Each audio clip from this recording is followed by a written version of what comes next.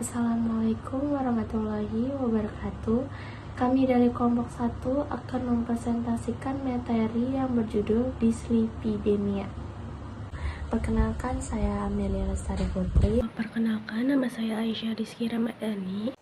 Perkenalkan, nama saya Dinar Anita Listian.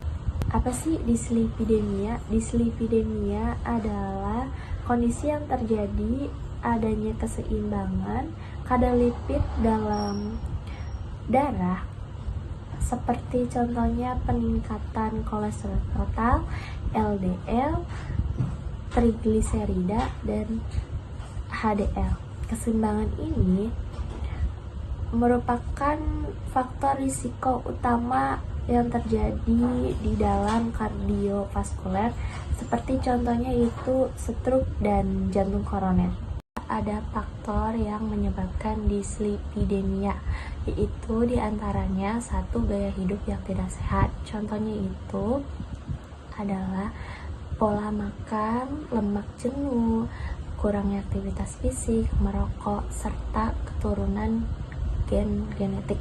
Nah, di sini juga ada bagian epidemiologi dislipidemia.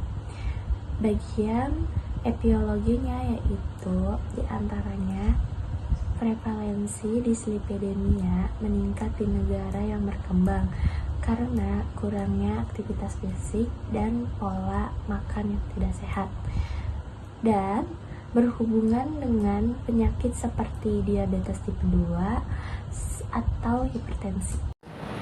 Di sini bisa kita lihat di patofisiologi ada 2 jalur. Yang pertama jalur eksogen dan endogen.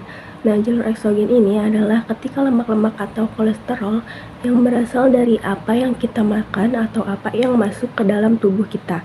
Sedangkan endogen yang disintesis dari hati. Pada kondisi dislipidemia, ada kelainan pada reseptor yang mengikat kolesterol di hati. Jadi reseptornya itu tidak sensitif dalam mengikat kolesterol. Seharusnya kolesterol berada pada hati. Pada kondisi dislipidemia, kolesterol yang bertugas untuk mengikat lipid-lipid itu tidak berfungsi atau tidak sensitif lagi, sehingga terekstraksi banyak di pembuluh darah. Itulah yang menyebabkan kadar kolesterol tinggi dalam darah. Selanjutnya ada beberapa tanda dan gejala dislipidemia. Gejala umum dislipidemia seringkali tidak menunjukkan gejala yang jelas. Namun, pada beberapa kasus, gejala seperti santomas atau penumpukan lemak di bawah kulit dan juga pankreatitis dapat muncul pada pasien.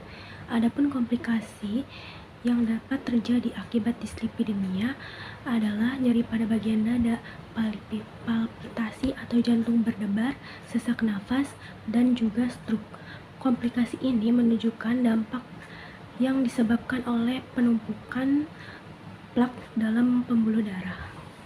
Kemudian untuk tata laksana terapi dislipidemia, yang pertama yaitu non-farmakologi dengan cara modifikasi gaya hidup seperti perubahan pola makan, mengurangi asupan lemak jenuh dan trans, meningkatkan konsumsi lemak sehat seperti omega 3 dari ikan, memperbanyak serat seperti sayuran, buah-buahan, dan biji-bijian. Lalu aktivitas fisik, melakukan olahraga aerobik seperti berjalan, berlari, dan bersepeda. Penghentian kebiasaan merokok, menghentikan merokok untuk meningkatkan kesehatan kardiovaskular secara keseluruhan.